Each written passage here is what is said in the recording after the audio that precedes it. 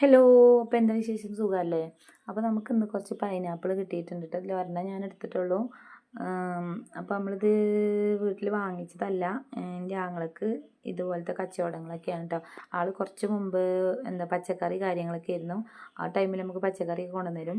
ഇപ്പോൾ എന്താ പറയുക, ഫ്രൂട്ട്സ് ഇതുപോലത്തെ സംഭവങ്ങളൊക്കെയാണ് കേട്ടോ. ഇതിപ്പോൾ പൈനാപ്പിളാണ്.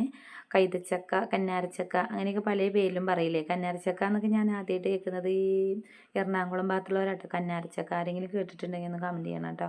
അപ്പോൾ എനിക്ക് അവിടെ ഒരു ഫ്രണ്ട് ഉണ്ട്, അനിത പറഞ്ഞിട്ട്. ആൾ കേൾക്കുന്നുണ്ടെങ്കിൽ കമൻറ്റ് ചെയ്യണേ. അപ്പോൾ അവളിങ്ങനെ കന്നാരച്ചക്ക എന്ന് പറയണത് ഞാൻ കേട്ടിട്ടുണ്ട്. അങ്ങനെ എനിക്ക് ഇതിൻ്റെ ആ പേര് അറിയാം കേട്ടോ. അപ്പോൾ എന്താ പറയുക, അപ്പോൾ അങ്ങനെ പല പേരുകളിൽ പപ്പായക്ക് എന്തിനാണെങ്കിലും അങ്ങനെ ഒരുപാട് പേരുകളല്ലേ. അപ്പോൾ ഈ സാധനം ആങ്ങളെ കൊണ്ടു തന്നതാണ്. അപ്പോൾ നമ്മൾ രണ്ടെണ്ണം എടുത്ത് വെച്ചിട്ടുണ്ട്. ഒരു ജാം ഉണ്ടാക്കാമെന്നൊക്കെ പറഞ്ഞിട്ട് എന്തായാലും അതിൻ്റെ വീഡിയോ ഞാൻ ഇടുന്നാവും കേട്ടോ. വരും വീഡിയോകളിൽ അതിൻ്റെ ഒരു വീഡിയോ പ്രതീക്ഷിക്കുക. അപ്പോൾ നമ്മൾ എന്ത് ചെയ്യുക, മക്കളിത് കണ്ട മുതലേ പറയുന്നുണ്ട്. കുറച്ച് അവർ അപ്പം തന്നെ ചെത്തിയിട്ട് അങ്ങനെ കഴിച്ചു കേട്ടോ, ഉപ്പും മുളകൊക്കെ ഇട്ടിട്ട്.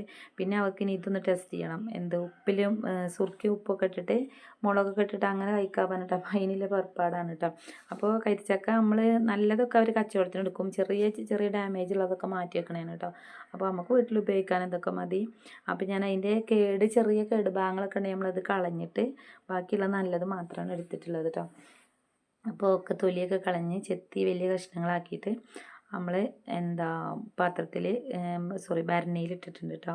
അപ്പോൾ അതിലേക്ക് വെള്ളം ഒഴിച്ചിട്ടുണ്ട്. അപ്പോൾ ഞാൻ സുർക്ക നേരത്തെ കുറച്ച് ഒഴിച്ചിരുന്നു, അതിൻ്റെ വീഡിയോ എടുക്കാത്തതുകൊണ്ട് ഞാനിപ്പോൾ ജസ്റ്റ് സുർക്ക ഒഴിക്കണ ഒരു ഇതൊന്ന് കുറച്ച് സുർക്ക ഒഴിച്ചു എന്ന് കാണിക്കാൻ വേണ്ടിയിട്ട് ജസ്റ്റ് ഒന്ന് ഒഴിക്കണുള്ളൂ കേട്ടോ. അപ്പോൾ ഉപ്പും മുളകൊക്കെ ഇട്ട് കഴിച്ചപ്പോഴും സൂപ്പറായിരുന്നു. നമ്മൾ